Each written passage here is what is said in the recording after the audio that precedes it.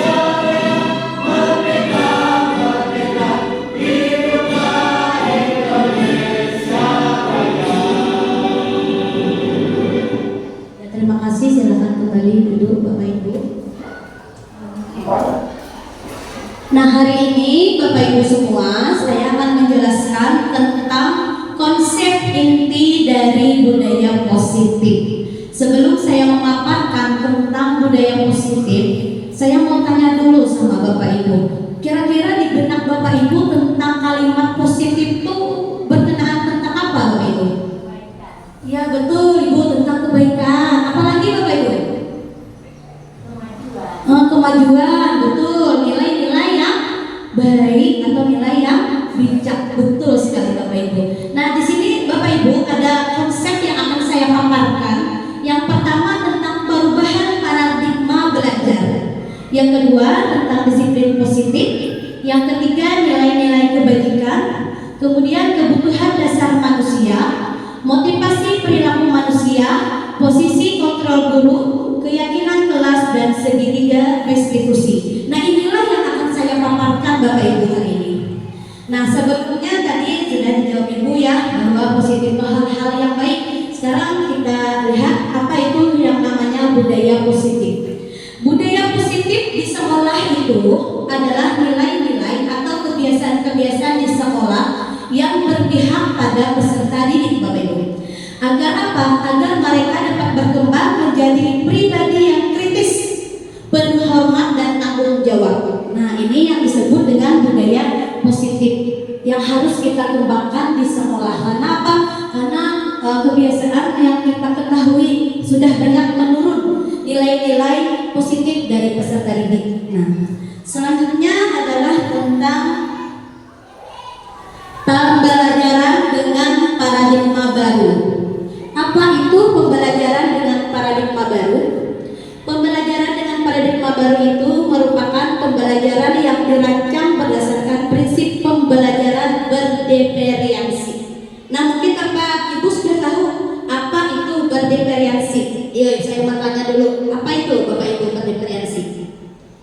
Apa Bapak Ibu yang masih ingat atau sudah tahu?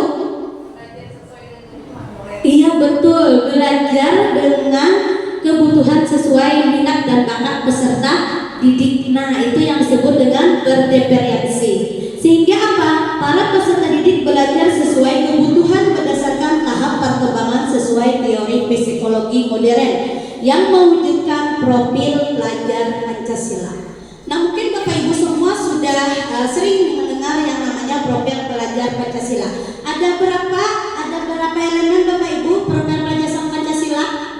6, ya betul. Yang pertama apa? Masih ingat Bapak Ibu? Beriman dan bertakwa kepada Tuhan yang Maha Esa dan berakhlak mulia. Betul. Nah, jadi di sekolah kita ini sudah menerapkan ya Ibu yang poin pertama. Seperti setiap pagi kita sudah melaksanakan sholat duha berjamaah, kemudian baca surah pendek, sholat zuhur berjamaah, dipimpin oleh guru agama, kemudian dibantu juga bagi tahsin, tahfiz dan sebagainya. Nah, itu sudah kita memenuhi untuk poin yang pertama Bapak Ibu, beriman dan bertakwa kepada Tuhan yang Maha Esa. Kita menuntut kepada peserta didik kita. Kemudian yang kedua, apa Bapak Ibu yang kedua? Apa Bapak Ibu yang kedua? Berkebinekaan global. Berkebinekaan global itu seperti apa ya Bapak Ibu? Berkebinekaan global, misalnya kita keberagaman. Nah, kita tidak membeda-bedakan, toleransi ya terhadap perbedaan. Jadi kita menuntut anak untuk saling bertoleransi, keberagaman, tidak membeda-bedakan, menyeluruh ya. Selanjutnya, poin yang selanjutnya adalah mandiri. Mandiri ini seperti apa? Kita menuntut anak untuk bisa mandiri, tidak ketergantungan kepada kita sebagai seorang guru.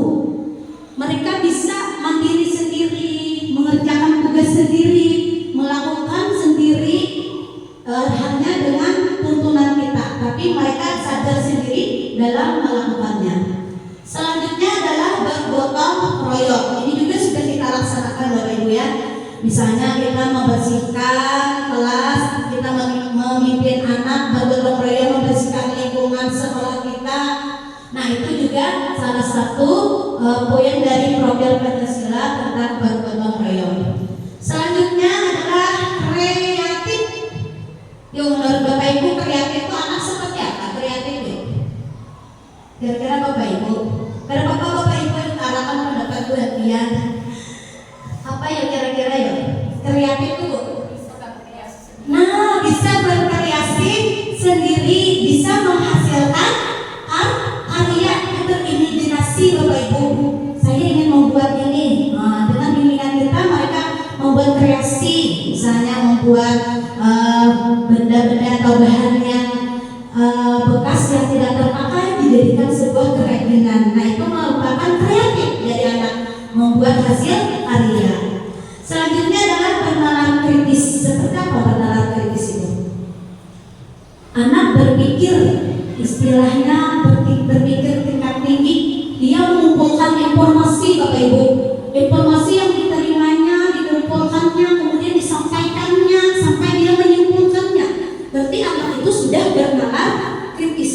Nah, bisa menyampaikan, Bu, ini. Nah, bisa menyampaikan apa yang di tempatnya di luar, disampaikannya di dalam, namun dengan bentuk hal yang positif. Nah, ini Bapak Ibu ya tentang paradigma baru. Selanjutnya ada mengkonsepsi tentang teori kontrol. Sebelumnya saya mau tanya dulu sama Bapak Ibu. Kita bisa nggak Bapak Ibu mengontrol peserta didik kita? Jawabannya dua aja Bu, bisa apa tidak? Bisa. Ada pendapat yang lain? Atau bisa atau tidak? Di sini ilustrasi mengontrol murid. Ilustrasi bahwa semua penguatan positif, efektif dan bermanfaat. Ilusi bahwa kritik dan membuat rasa bersalah mampu menguatkan karakter. Dan ilusi bahwa orang dewasa berhak memaksa. Nah, karena kita merasa orang dewasa kan, kalau anak kan kecil, kita berhak memaksa anak. Tapi sebelum kita mengetahui dari main konsepsi yang saya sajikan, kita akan membuat percobaan dulu. Dari percobaan nanti Bapak Ibu akan mengetahui jawabannya. Apakah bisa mengontrol orang lain atau tidak? Nah, sekarang kita ada percobaan Bapak Ibu. Percobaannya adalah Bapak Ibu nanti saat berhadapan dengan temannya, ya dua teman. Satu teman nanti menggenggam tangan Bapak Ibu genggam. Ingat yang digenggam oleh Bapak Ibu itu adalah benda yang sangat berharga. Dan jangan sampai yang pian genggam ini pian buka atau pian serahkan kepada orang lain, karena ini adalah hal yang sangat berharga. Tapi di sisi lain, orang lain ini berhak memaksa Bapak Ibu. Mereka memaksa, membujuk, merayu, menyogok. Supaya apa? Supaya Bapak Ibu melepaskan genggaman tangan Ibu ini. Nah, jadi kita coba ya Bapak Ibu. Ya, misalnya Ibu sama Ibu Pelaton sama Ibu berhadapan. Ibu paham Bapak ya?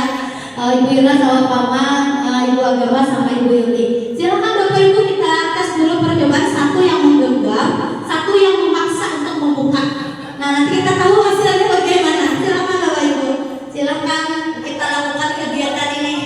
Siapa yang menggenggam dan siapa yang memaksa untuk membuka. Jadi satu yang menggenggam, satu yang memaksa untuk membuka. Ya, silakan. Ingat yang genggam adalah sesuatu yang berharga. Silakan Bapak Ibu lakukan percobaan. Ibu Melatu silakan sama Ibu Hamida. semuanya ya. Ibu Ina sama Ibu Bapak Kepala, Ibu Ira sama Mama, Ibu Yuli sama Ibu Agama, silakan. Kalau ada terbuka, tinggi ke dia. Coba silakan Bapak Ibu. Oh iya, Ibu aku nih Mama sama Bapak. Bisa ya Mama ayo. Kita buat percobaan. Kalau Ibu Ira yang menggenggam yang begini. Apakah menggenggam yang memaksa? Ya, Ibu Ira memaksa. Sekuat tenaga Mama harus mempertahankan apa yang digenggam. Nah, tapi silakan Bapak Ibu dicoba. Ya. Iya, berarti satu yang menggenggam, satu yang lain. Silakan. Biar ayo. Silakan, Ibu dirayu, kayu rupanya mau membuka. Silakan, Ibu Yuli, rayu. Ya.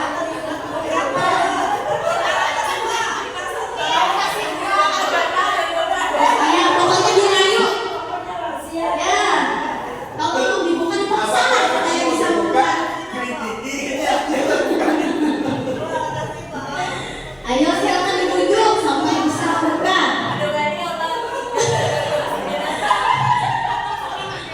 Apa ini? Kelihatannya nggak ada yang membuka nih. Berhasil nggak, Bapak Ibu? Aduh. Ibu Ira, ini kan Dipaksa. Nah, itu nanti sekilas tentang Bapak Ibu. Sekarang mau tanya sedikit ya sama Bapak Ibu. Ibu Ira gimana tadi? Bisa nggak membujuk Mama untuk membuka? Tidak mau, Bu.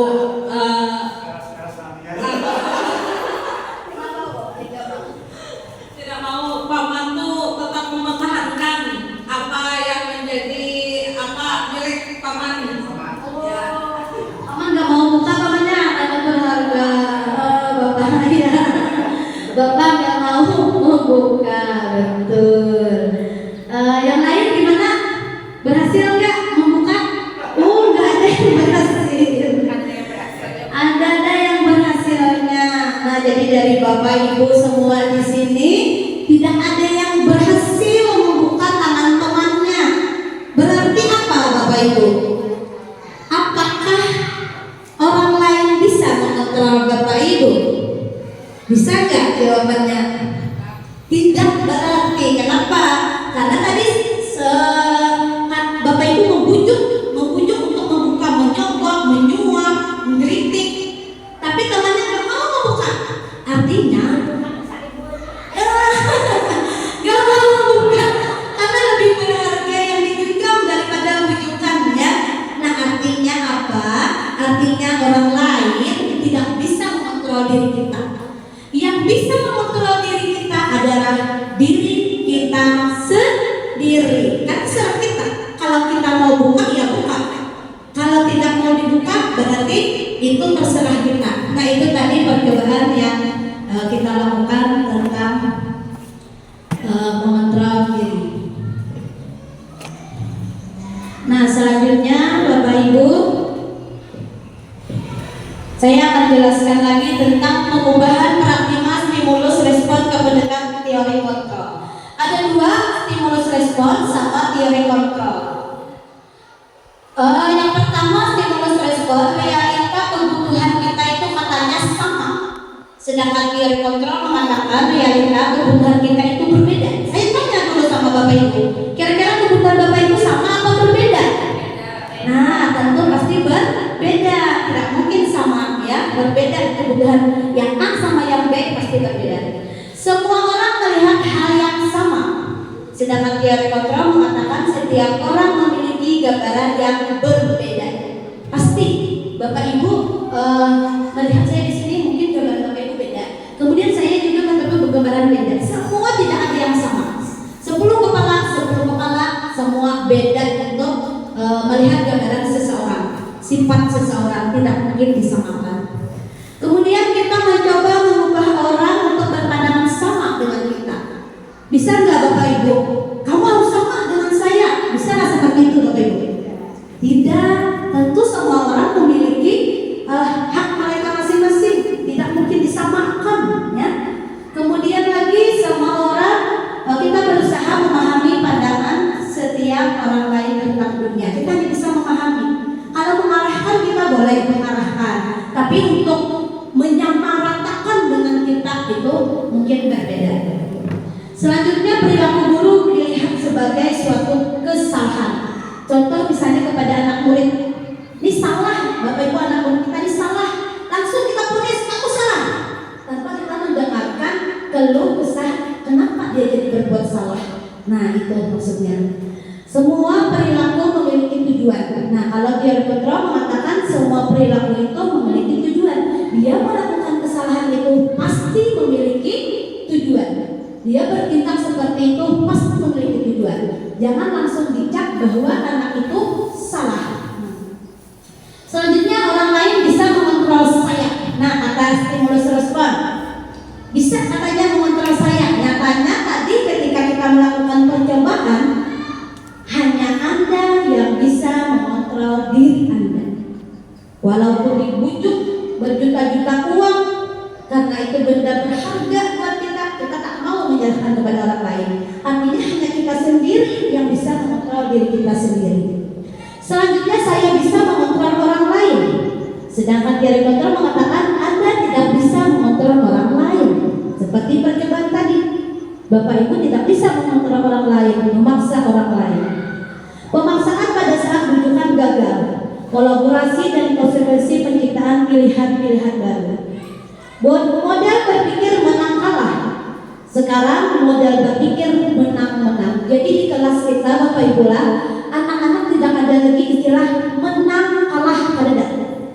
Yang ada apa? Yang ada menang-menang. Semua anak itu menang.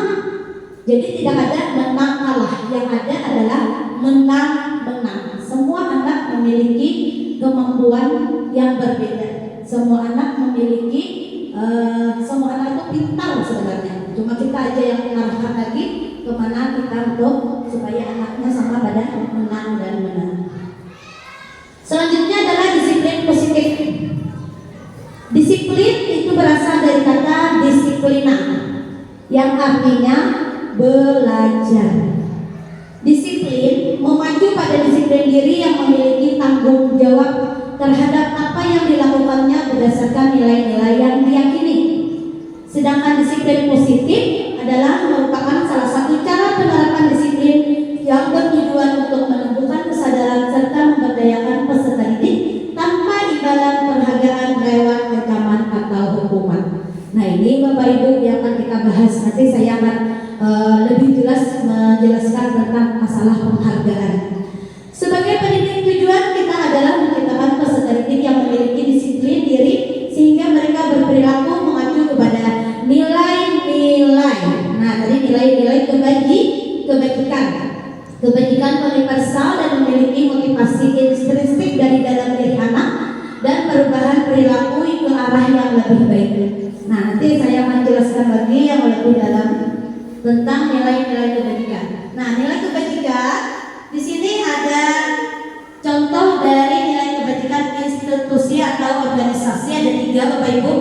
Yang kita jalankan sekarang adalah profil pelajar Pancasila. Di sini ada 3, ada Ibu Primary Yes Program PYP dan sama keterampilan hidup atau life skill. Kalau profil Pancasila, Bapak Ibu sudah tahu tadi yang saya bahas di pertama, yaitu beriman dan bertakwa kepada Tuhan Yang Maha Esa dan berakhlak mulia. Kedua, berkebinekaan global, gotong royong, mandiri, kreatif, dan bernalar kritis. Sedangkan Ibu Primary Yes atau program PIP itu ada kalimat toleransi, rasa hormat, integritas, mandiri, menghargai, antusias, empati, keingintahuan, kreativitas, kerjasama, dan percaya diri.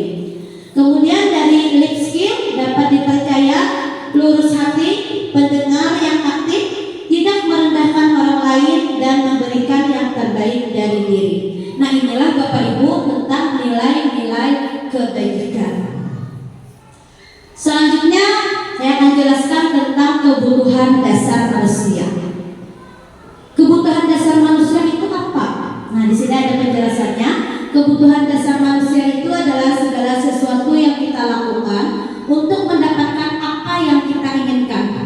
Seluruh tindakan yang kita lakukan memiliki tujuan tertentu, dan semua usaha terbaik yang kita lakukan adalah dalam rangka agar kebutuhan dasar kita terpenuhi dengan baik. Nah, jadi kita memiliki kebutuhan. Ada berapa kebutuhan yang harus kita penuhi? Nah, sekarang saya akan jelaskan. Ada 5 kebutuhan dasar manusia, Bapak Ibu. Yang pertama, apa Bapak Ibu yang pertama? Bertahan hidup. Seperti apa bertahan hidup? Seperti apa Bapak Ibu? Ya, makan, apa lagi? Pakaian, tempat tinggal. Ada lagi Bapak Ibu? Keamanan. Ada lagi? Nah, kesehatan. Itu adalah kebutuhan kita tentang bertahan hidup, tempat tinggal, Bapak Ibu. Yang kedua, kita butuh kasih sayang dan rasa diterima. Seperti apa Bapak Ibu? Seperti apa?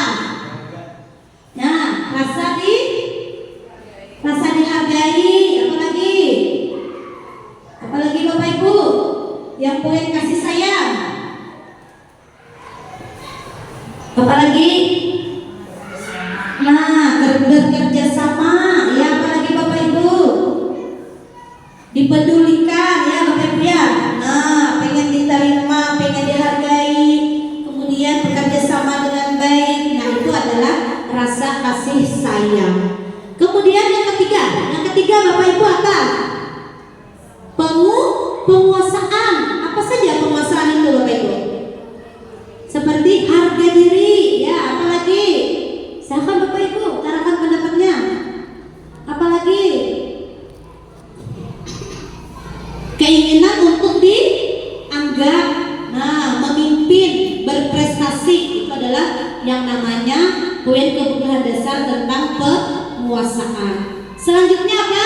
Kebebasan. Seperti apa kebebasan Bapak Ibu? Ya, mandiri. Apalagi? Apalagi memiliki pilihan. Apalagi Bapak Ibu? Mencoba hal yang baru serta mampu mengendalikan diri. Nah, ini adalah kebebasan. Ingin bebas, seperti hanya kita belajar, anak-anak kita tuh mau bebas dia belajar. Ada yang jungkir balik dan sebagainya. Nah, jadi bagaimana kita sebagai guru untuk mengkondisikannya? Mereka pengen bebas, pengen ini bu, kita nyanyi dulu bu. Nah, itu kebebasan dari peserta didik. Kemudian yang kelima adalah kebutuhan dasar manusia, yaitu kesenangan. Apa Bapak Ibu kesenangan? Bermain, apalagi? Nah, homework, tertawa, senang, senyum-senyum, dan itu bukan senyum seterusnya ya Bapak Ibu. Nah, jadi antusias, tertawa. Nah, artinya itu adalah bagian dari kesenangan. Kalau orang senang, ya senang tertawa. Kalau sedih itu menangis ya. Kalau senang tuh homework, nah itu juga senang. Nah, selanjutnya saya akan jelaskan tentang motivasi perilaku manusia. Motivasi perilaku manusia ada dua Bapak Ibu. Ada motivasi ekstrinsik, ada motivasi intrinsik. Kalau menurut Ibu, kalau ekstrinsik itu dari mana Bapak Ibu? Motivasi dari luar, betul. Kalau intrinsik dari dalam, betul Bapak Ibu ya. Nah, motivasi terbagi dua. Seperti apa motivasi ekstrinsik? Nah, motivasi ekstrinsik itu untuk menghindari ketidaknyamanan hukuman. Biasanya anak salah lalu kita hukum. Itu hanya motivasi ekstrinsik Bapak Ibu dari dirinya. Dari dalam dirinya nanti dia melakukan lagi karena itu hanya hukuman motivasi dari luarnya saja. Kemudian untuk mendapatkan imbalan penghargaan dari orang lain, dia melakukan sesuatu itu hanya untuk mendapatkan imbalan. Kalau tidak ada imbalan dia tidak akan melakukan. Nah, itu juga dari ekstrinsik. Kemudian dari intrinsik, dari dalam peserta didik kita. Seperti apa? Untuk menjadi orang yang mereka inginkan dan menghargai diri sendiri dengan nilai-nilai yang mereka ada di dalam diri mereka sendiri. Jadi mereka sadar sendiri, oh saya melakukan seperti ini, saya membuang sampah pada tempatnya. Artinya dari dalam diri anak, bukan disuruh kita. Kita sebagai guru hanya menuntun. Kita hanya menuntun anak sesuai kodrat anak, kodrat alam dan kodrat zaman. Ya, jadi anak sendiri yang akan termotivasi. Nah, kalau dia sudah melakukan, bisa melakukan tanpa disuruh, yang berdasarkan dari dirinya, berarti itu sudah merupakan motivasi intrinsik. Nah, selanjutnya ada hukuman, konsekuensi, dan restitusi. Hukuman yang biasanya kita lakukan ini sering ya Bapak Ibu, kalau anak ini berbuat salah, pasti yang jelas adalah suatu hukuman. Hukuman seperti apa? Misalnya tidak terencana, tiba-tiba anak tak sengaja berbuat salah, langsung kita hukum tanpa kita tahu apa kesalahannya, betul. Kemudian murid yang tidak tahu apa yang akan terjadi atau tidak dilibatkan. Contoh si A melakukan sesuatu, yang si B ikut terlibat. Nah, yang tidak tahu dilibatkan. Nah, jadi itu melibatkan teman, padahal temannya tidak tahu, tapi terlibat karena hukuman.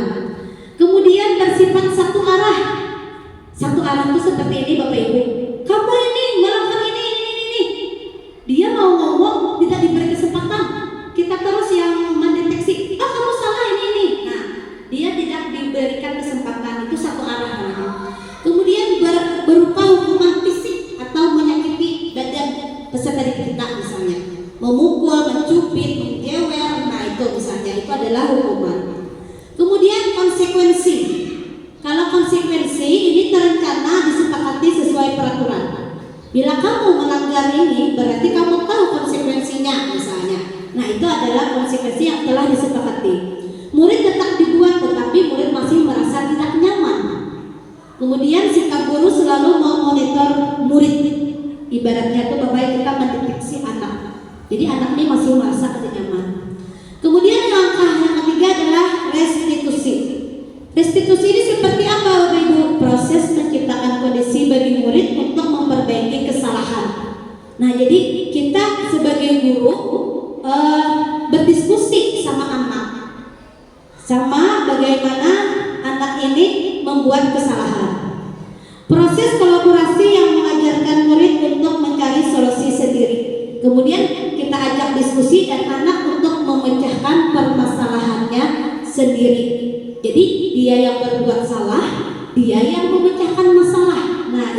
disebut restitusi.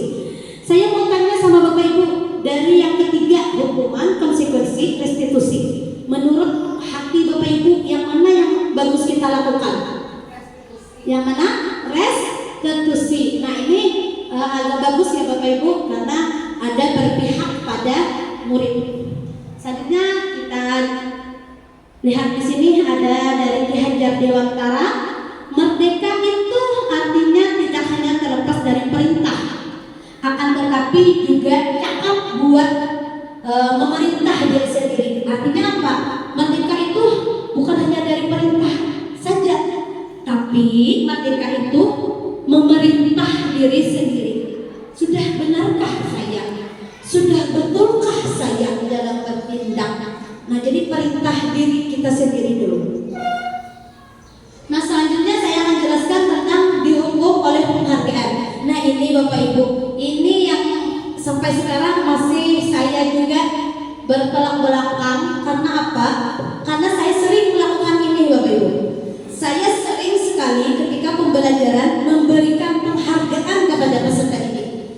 Biasanya kalau dia bisa presentasi, bisa diskusi dengan baik, saya kasih permen, saya kasih coklat, ciki-ciki, bintang, dan sangat-sangat sering saya lakukan. Ternyata apa? Ternyata itu adalah hukuman Bapak Ibu. Ternyata itu adalah hukuman. Karena apa? Katanya kalau memberikan penghargaan sama dengan hukuman, yang artinya meminta atau membujuk seseorang melakukan sesuatu untuk memenuhi sesuatu tujuan tertentu dari orang yang meminta atau bujukan. Dorongannya adalah dorongan motivasi eksternal dan akan ada faktor ketergantungan.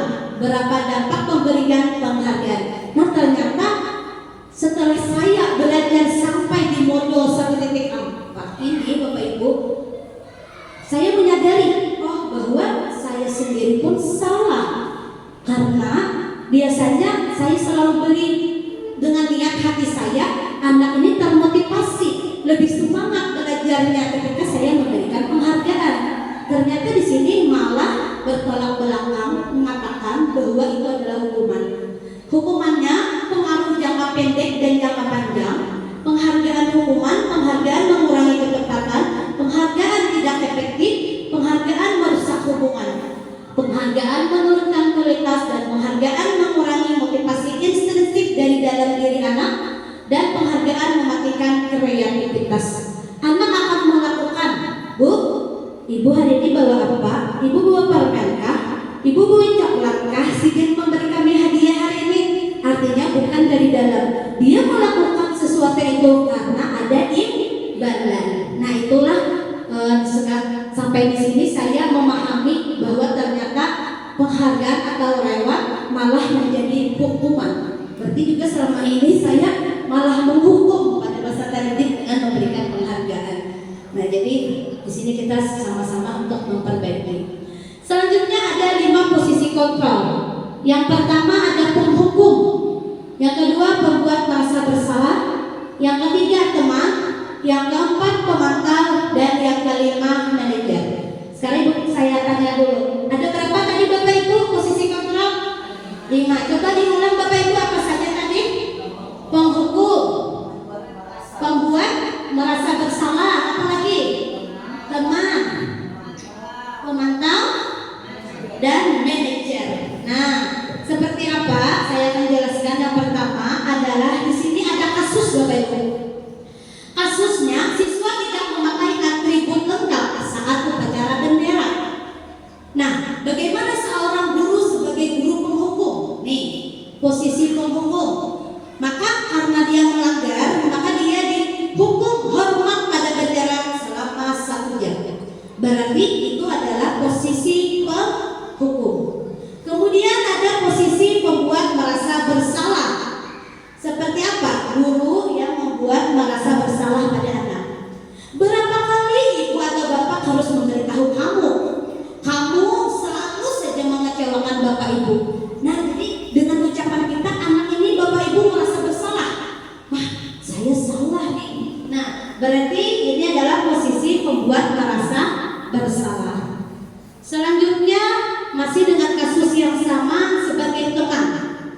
Bagaimana kalimatnya? Ayo dong, ikuti aturan sekolah. Tolong bantu ibu ya nak, tolong bantu bapak ya nak. Sekali ini, ya sudah tidak apa-apa. Lain kali jangan sampai berbuat seperti ini ya. Nah itu adalah posisi teman Bapak Ibu. Kalau seperti memantau bagaimana? Kalau posisi memantau, kamu sudah melanggar peraturan. Kamu sudah melanggar peraturan sekolah, kamu tahu konsekuensinya. Setelah upacara, kamu beli atribut ke koperasi dan jangan diulangi lagi. Nah ini Bapak Ibu sesuai peraturan di sekolah. Ini disebut dengan posisi pemantau. Selanjutnya yang terakhir adalah manajer. Manajer ini seperti apa? Apakah kamu tahu kesalahanmu? Kira-kira bagaimana kamu memperbaiki kesalahanmu? Nah di sini kita akan menuntaskan solusinya kepada peserta didik kita. Ini disebut dengan posisi manajer. Menurut Bapak Ibu dari 5 posisi tadi yang mana menurut Bapak Ibu yang sesuai dengan hati Bapak Ibu? Posisi apa? Memantau, merasa bersalah, atau penghukum? Saya sendiri Bapak Ibu menyadari bahwa saya juga pernah menjadi seorang guru dengan posisi penghukum, dengan posisi teman, pernah juga. Dan juga saya belajar sekarang dengan posisi manajer. Jadi Bapak Ibu yang bagus yang mana kira-kira? Oh manajer, karena di sini keberpihakan untuk menyelesaikan solusi masalah pada peserta didik. Nah untuk lebih lanjutnya kita akan saksikan video terlebih dahulu agar Bapak Ibu lebih mengetahui tentang posisi penghukum, posisi kelima posisi tadi.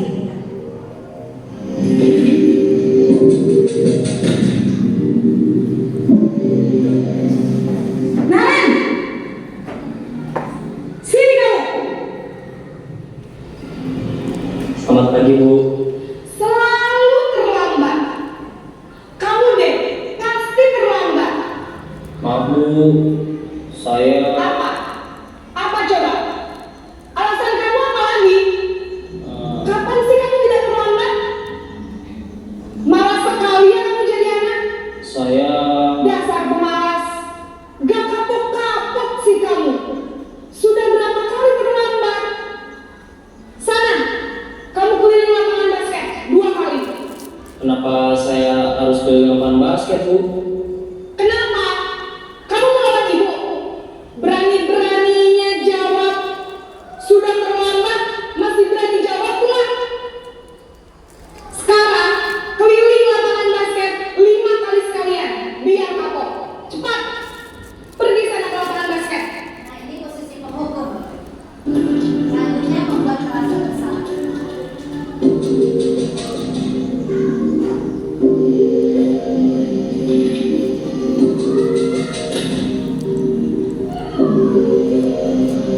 Naren,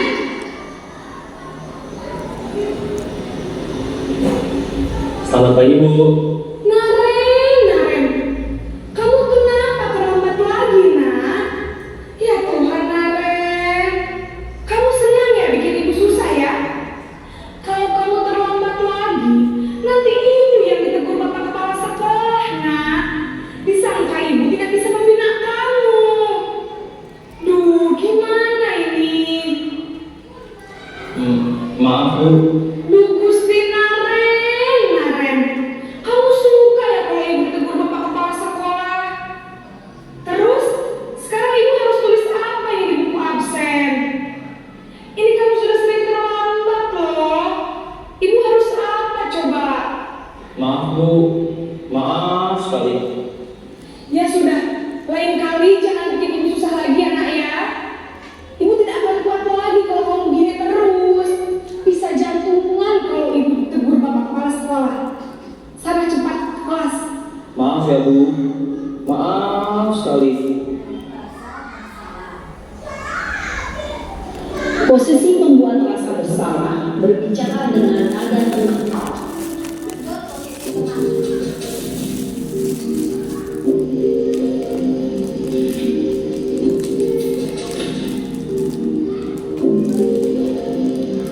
Naren,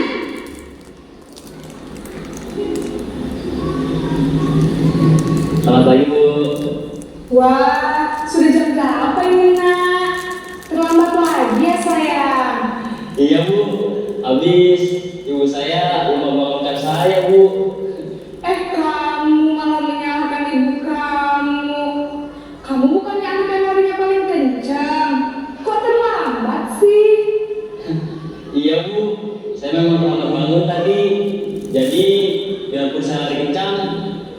tetap gak kekencan Bu. Ya sudah sana, nanti lain kali larinya lebih kenceng lagi ya, biar gak terlambat lagi. Bikin seneng ibu demi ibu, bisa kan? Bisa lah Bu. Ya sudah sana masuk kelas, ibu beresin urusan absen kamu. Kamu ini ada-ada saja.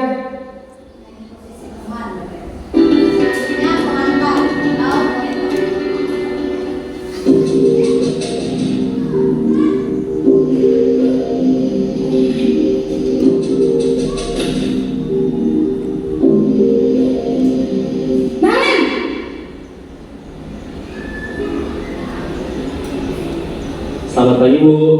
Naren, apa peraturan sekolah kita tentang jam berapa kita harus masuk sekolah, Nak? Kita harus di sekolah jam 7 Bu. Iya betul, sekarang sudah jam 7.20. Naren sudah tahu konsekuensinya jika terlambat hadir. Paham Bu. Saya harus tinggal kelas pas jam istirahat selama 20 menit.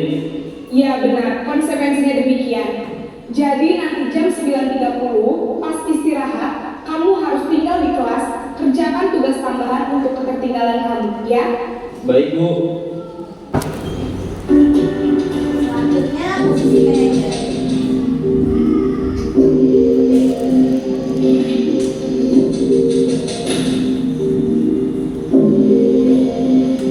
Naren!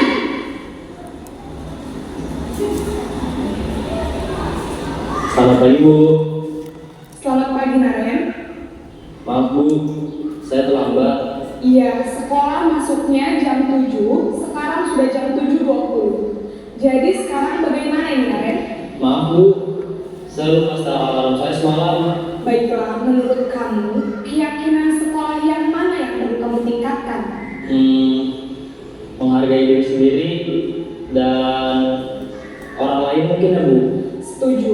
Jadi, apakah Naren meyakini prinsip saling menghormati tersebut? Iya Bu, saya meyakininya. Apakah Naren bersedia memperbaiki masalah keterlambatan ini? Bersedia Bu. Bagaimana kamu akan memperbaiki masalah keterlambatan ini? Saya akan coba untuk tidak lupa menyendal alarm saya Bu. Baik, kalau Naren lupa menyetel alarm di rumah, ada orang yang kira-kira bisa bantu mengingatkan tidak? Ada Bu, kata saya, Kak Emma. Ada lagi selain Kak Emma? Selain Kak Emma, ada ibu saya. Baik, jadi yang mengingatkan Naren adalah Kak Emma dan ibu kamu ya? Kira-kira akan mulai setel alarm kapan nih Naren? Setelah pulang sekolah, akan segera saya lakukan. Baik, jadi Naren akan setel alarm untuk bangun besok pagi dan akan diingatkan oleh kakak dan ibunda Naren ya. Ada lagi yang mungkin perlu dilakukan Naren agar tidak terlambat bangun lagi. Tidak ada Bu. Baik Naren, terima kasih untuk kerjasama kamu. Sekarang kamu perlu kembali ke kelas untuk belajar. Baik Bu, terima kasih. Nah, ini tadi Bapak Ibu tentang posisi kontrol. Nah, bagaimana Bapak Ibu setelah menyimak video tadi, posisi mana yang menurut Bapak Ibu sesuai dengan hati Bapak Ibu? Ya, posisi manajer ya Bapak Ibu. Selanjutnya,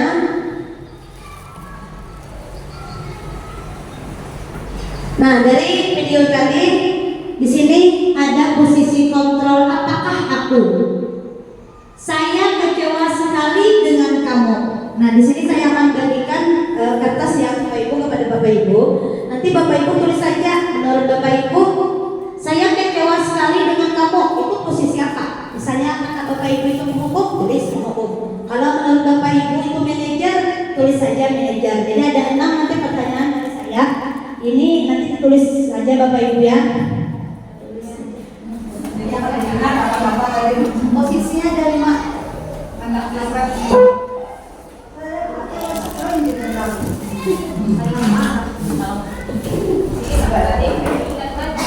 Ada Bapak yang aja gitu.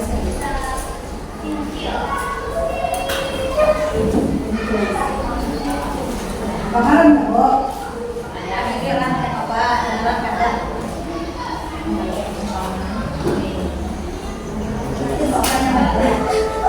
Ini posisinya Jadi posisinya ada 5 Bapak Ibu: penghukum, kemudian membuat merasa bersalah, kemudian yang ketiga teman, kemudian ada pemantau, dan juga ada manajer. Jadi sesuai dengan Ibu kira-kira untuk soal yang pertama ini masuknya kemana?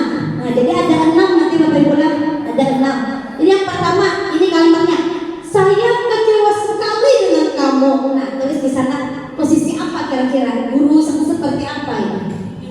Sudah Bapak Ibu? Ya, nggak apa-apa lu salah atau benar itu nggak ada jadi masalah. Tulis saja. Ya, ikut aja dulu bulan, kita lanjut. Yang nomor 2, poin nomor 2 tulis ya Bapak Ibu.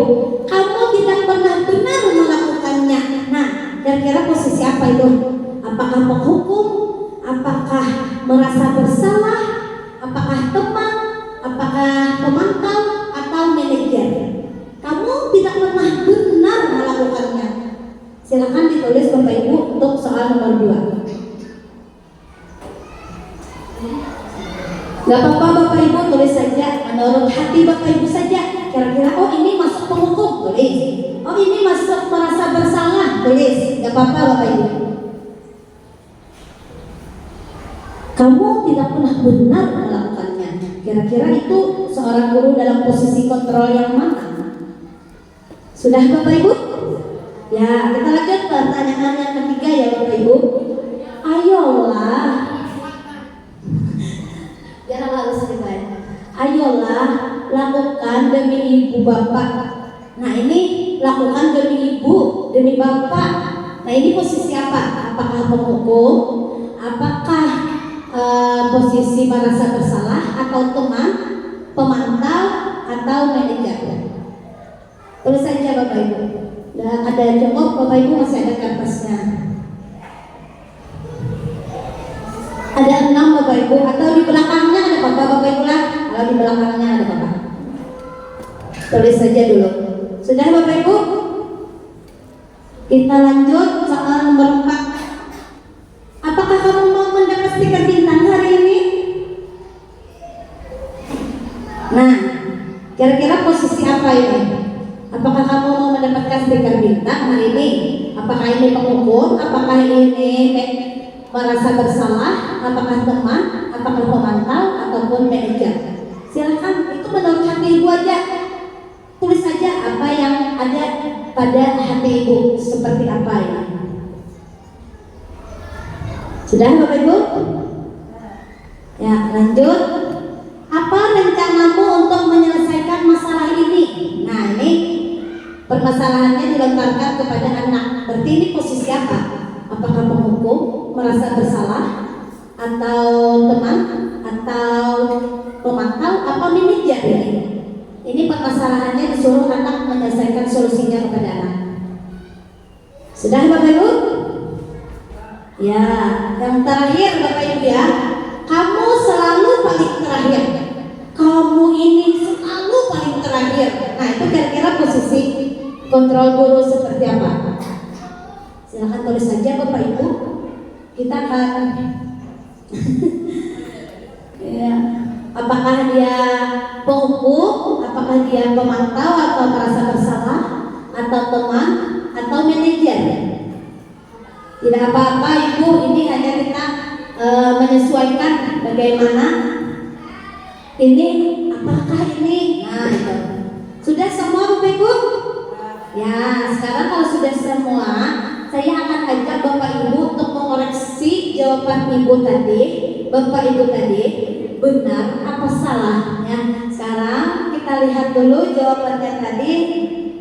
Nah, silakan Bapak Ibu koreksi dari pertanyaan pertama, kedua, ketiga, keempat, kelima, keenam.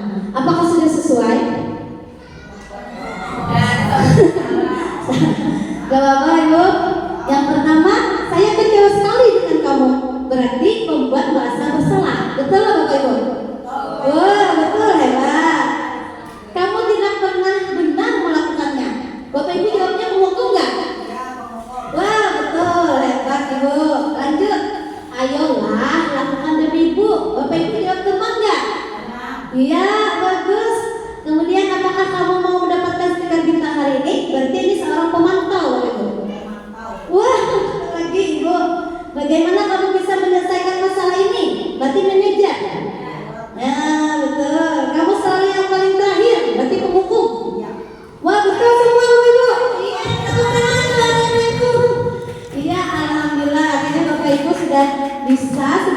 tahu, oh ini masuknya ke sini, ini masuknya ke sini.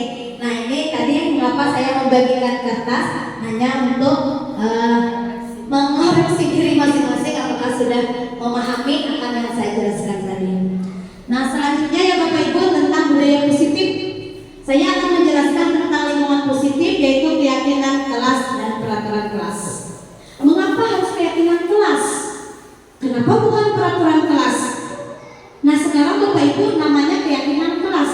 Anak kita bersepakat dengan anak dan membuat kesepakatan kelas. Nah sekarang Ibu saya jelaskan dulu apa itu keyakinan kelas. Keyakinan kelas adalah nilai-nilai kebajikan atau prinsip-prinsip universal yang disepakati bersama secara universal, lepas dari latar belakang suku, negara, bahasa maupun agama. Menurut Grosjean 1998, suatu keyakinan akan lebih memotivasi seseorang dari dalam intrinsik. Seseorang akan lebih bersemangat untuk menjalankan keyakinan daripada hanya sekedar mengikuti serangkaian peraturan. Biasanya kalau peraturan tertampang, ya anak, oh itu peraturan, tapi anak selalu melanggar. Kalau keyakinan ini beda sedikit, Bapak Ibu, keyakinan ini dibuat oleh anak, disepakati oleh anak. Contoh kemarin saya sudah membuat keyakinan kelas pada kelas 6. Anak itu disuruh untuk membuat kesepakatan dulu. Silahkan anak kita bagikan kertas seperti saya bagikan Bapak Ibu. Dia menulis semuanya, menulis dari 22 orang semua menulis. Ada yang menulis buang sampah pada tempatnya, ada yang menulis jujur dalam bertindak dan sebagainya. Nanti dari 22 kita koreksi, kemudian kita seleksi, kita ambil mungkin dari separuh untuk menjadikan kesepakatan kelas atau keyakinan kelas. Nah, pembentukan keyakinan kelas yaitu bersifat abstrak, berupaya pernyataan universal, dibuat dengan pernyataan positif. Jadi Bapak Ibu membuatnya dengan kalimat positif. Jangan menggunakan dilarang membuang sampah, jangan berbohong. Bukan seperti itu Bapak-Bapak. Jangan menggunakan kalimat negatif, tapi menggunakan kalimat positif. Seperti apa? Kalau kita biasanya jangan buang sampah sembarangan, tapi gantilah dengan kalimat buanglah sampah pada tempatnya. Nah itu kalimatnya positif, jangan membuat kata negatif. Atau misalnya dilarang membuli kawan misalnya, tapi gantilah cegahlah pembulian misalnya. Saling menyayangi. Nah seperti apa lagi Bapak Ibu kira-kira kalimat positif untuk keyakinan kelas? Nanti Bapak Ibu bisa membuat keyakinan kelas di kelasnya masing-masing ya. Dan gunanya nanti anak akan mentaati keyakinan yang dibuat oleh dirinya sendiri, bukan dibuat dari kita guru, tapi dari anak yang membuat. Jadi dia lebih semangat untuk menaati karena dia yang membuat. Kemudian kalimatnya tadi sudah tahu yaitu kalimat positif. Sedikit saja agar mudah diingat. Misalnya tadi dari kelas saya 22, saya ambil separuh misalnya 11 atau 12. Nah, kemudian sesuai dengan kondisi kelas sehingga mudah diterapkan, semua warga sekolah atau warga kelas dilibatkan saat membuat keyakinan. Ya tadi anak dilibatkan untuk membuat keyakinan kelasnya. Nah, kemudian di sini apa bedanya peraturan dengan keyakinan kelas? Kemudian keyakinan kelas atau nilai kebijakan selalu kembalikan buku ke tempatnya. Artinya anak disuruh bertanggung jawab. Dilarang menghargai orang lain, nah itu peraturan. Keyakinan kelasnya menghormati orang lain dan diri sendiri. Yang ketiga, hadir di sekolah 15 menit sebelum pembelajaran dimulai. Artinya di sini menghormati orang lain, komitmen pada tujuan. Kemudian dilarang melakukan kekerasan. Artinya di sini keselamatan atau menghormati orang lain. Dilarang menggunakan narkoba, berarti berkaitan dengan kesehatan. Berganti atau menunggu giliran, artinya menghormati orang lain atau kesabaran. Kemudian gunakan masker, berarti kesehatan dan keselamatan. Jangan berlari di kelas atau koridor, keselamatan dan keamanan. Jadi untuk kalimat keyakinan ini adalah nilai kebajikan dari keyakinan kelas. Kalau peraturan biasanya masih ada kalimat dilarang. Kalau keyakinan hanya menggunakan kalimat positif. Nah ini Bapak Ibu adalah keyakinan kelas yang kami buat di kelas 6. Nah ini adalah hasil dari peserta didik. Mereka sendiri yang membuat, mereka sendiri yang akan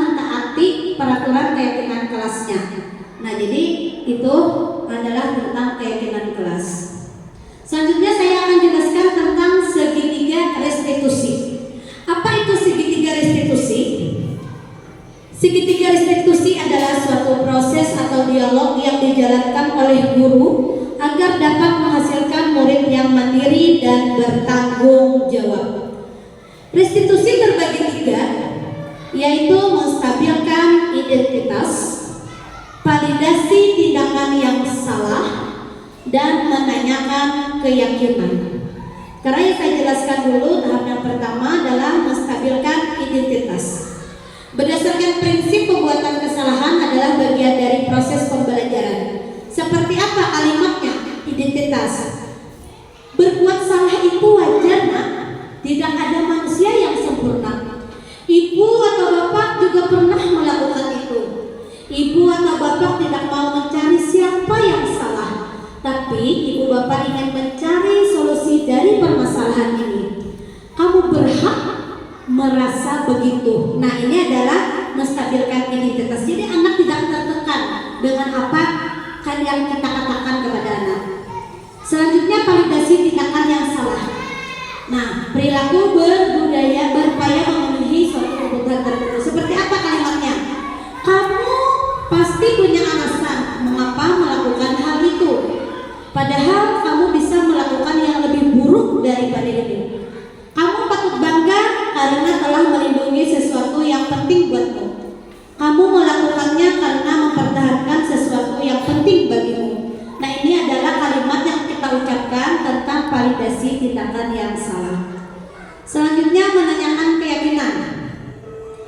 Menanyakan keyakinan berdasarkan prinsip teori kontrol bahwa pada dasarnya kita termotivasi secara intrinsik. Apa tadi Bapak Ibu intrinsik? Dari dalam. Seperti apa kalimatnya? Apa keyakinan kelas kita? Nilai-nilai apa yang telah disepakati bersama? Seperti apa gambaran sebuah kelas yang ideal menurut kamu? Kamu ingin menjadi orang yang seperti apa, nak? Nah, jadi kita lontarkan dengan kalimat-kalimat yang bijak, sehingga anak akan berkata jujur, dia juga berani tanpa kita menghardik ataupun menghukum. Nah, kemudian di sini saya ada video pribadi saya sendiri kemarin. Ini adalah skenario saja ya Bapak Ibu. Nah, ini adalah skenario dari saya membuat keyakinan kelas segitiga restitusi.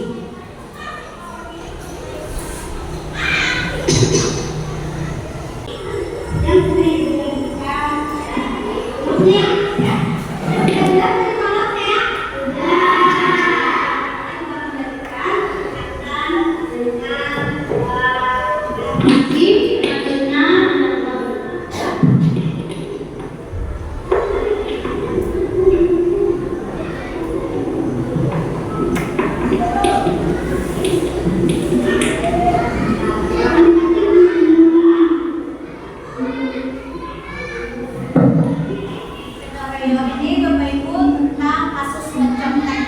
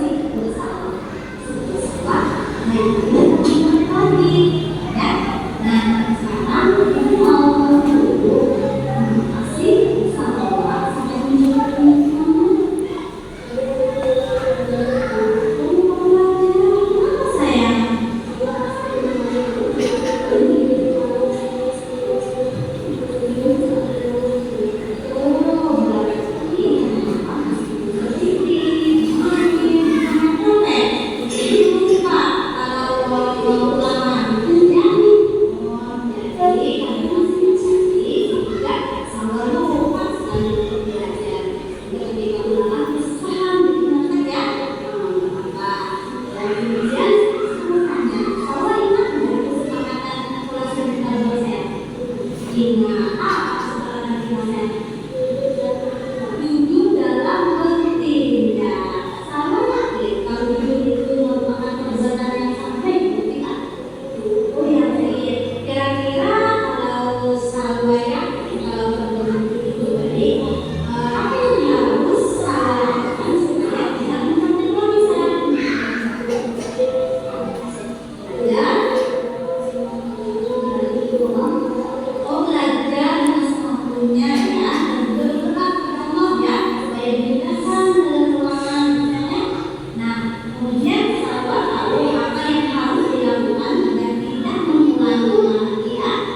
Ya, kita tahu tadi. Nah, sekarang belum tanya apa masa waktu memulai. Apa yang sama ketemu tadi bukan bisa tak memulai. Hari ini, oh berarti hari ini dari Allah akan memulainya. Tidak kita cek lagi ya. Jangan terlalu main HP, TV, ya, belajar insya Allah. Intinya insya Allah, belajar insya Allah berbuat ya dari yang sehat. Siapa untuk menjadi yang baik? Oh ya, sudah sunat. Iya, apa salah? Nah itu tadi Bapak Ibu adalah contoh dari penerapan segitiga restitusi. Nah untuk menutup yang terakhir Bapak Ibu dalam penerapan program disiplin positif, hendaknya guru memiliki standar kepribadian profesional dan sosial yang baik, di mana guru mampu merefleksikan dirinya dalam posisi kontrol saat ini. Bagaimana perjalanan dirinya sebagai abang atau manajer yang menuntut murid-murid menjadi insan yang mandiri dan merdeka serta bertanggung jawab. Sebelum saya akhiri Bapak Ibu, saya mau umpat balik atau refleksi dari Bapak Ibu. Bagaimana Bapak Ibu perasaan Bapak Ibu hari ini setelah mendengarkan paparan dari saya? Saya minta umpat baliknya Bapak Ibu. Senang, apalagi Bapak Ibu? Dapat pelajaran, alhamdulillah, terima kasih Bapak Ibu. Kemudian setelah mengikuti pengibasan diseminasi pada hari ini, Bapak Ibu jadi paham tentang apa tadi Bapak Ibu? Segitiga restitusi, apa lagi Bapak Ibu? Apa lagi tadi Bapak Ibu? Lima kontrol, betul. Iya, betul sekali Bapak Ibu ya, tentang nilai-nilai kebajikan juga dan juga tentang keyakinan kelas tadi. Target kita, sekolah kita selanjutnya kira-kira Bapak Ibu apa? Kita akan melakukan apa Bapak Ibu? Menerapkan apa tadi Bapak Ibu? Nilai-nilai apa tadi Bapak Ibu? Nilai-nilai kebaikan atau budaya positif. Iya Bapak Ibu, terima kasih buat Bapak Ibu semua setelah meluangkan waktu buat saya mendengarkan paparan saya. Saya ucapkan sekali lagi terima kasih kepada Bapak semua dan kepada Ibu semua juga. Kita akhiri acara hari ini dengan mengucapkan alhamdulillahirabbil alamin. Terima kasih Bapak Ibu atas kehadirannya. Saya ucapkan wassalamualaikum warahmatullahi wabarakatuh.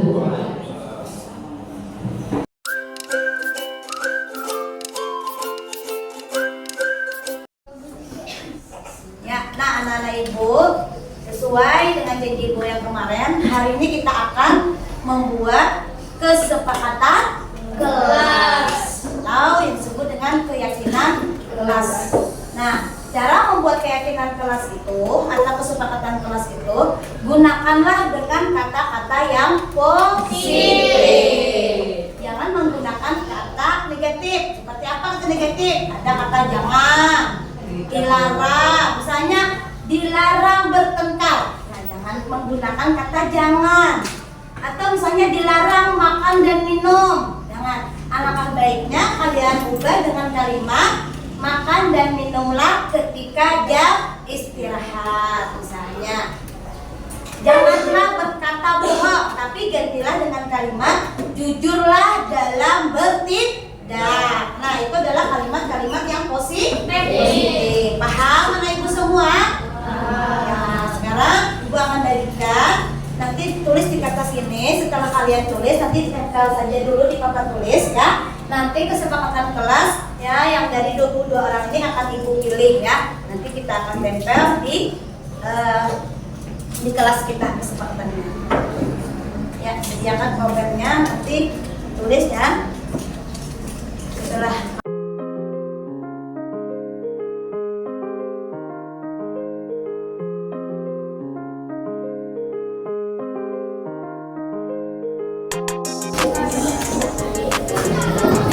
menghargai teman, bisa. Ya, tulis dulu, nanti kita ibu baca.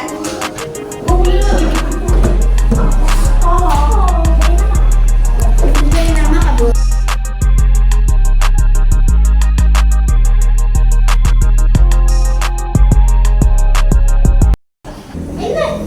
Ya, bagaimana? Sudah? Kalau sudah, sekarang kita silakan anak tempel di sini satu persatu ya. Bergiliran ya, mulai Irwan ya, silakan Irwan. Ya.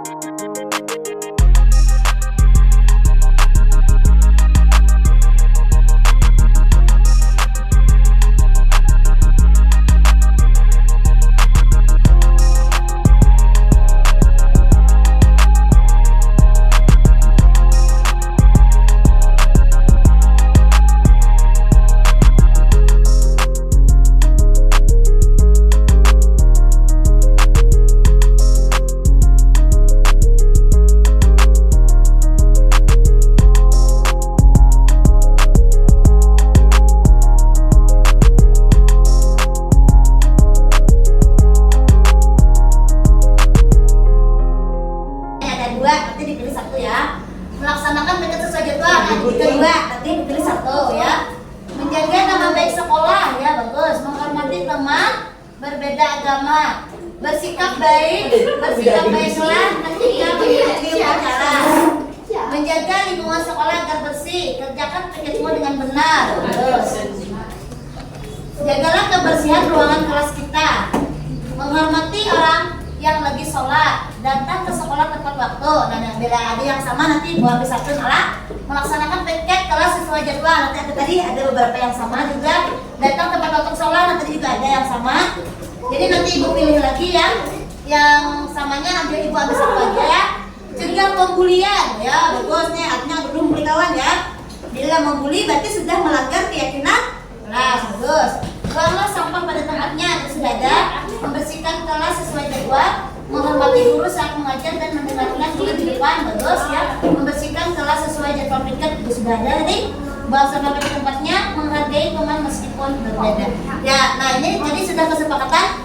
Nanti di sini dari kesepakatan yang kalian tulis nanti ibu akan pilih, dan yang sama nanti ibu hanya ambil satu, artinya semuanya bagus lah. Inilah kesepakatan kelas kita. Jadi kalau kita sudah membuat kesepakatan, maka apa tadi? Kita harus menaati kesepakatan kita sendiri. Apabila tidak sesuai dengan kesepakatan kita atau keyakinan kelas kita, berarti apa yang harus kita lakukan? Kita harus apa? Perbaiki. Keyakinan kelas mana yang saya langgar? Lihat nanti di tulisannya di dinding. Oh, tadi saya sampahnya sembarangan. Berarti saya sudah melanggar kesepakatan yang kalimatnya buanglah sampah pada tempatnya.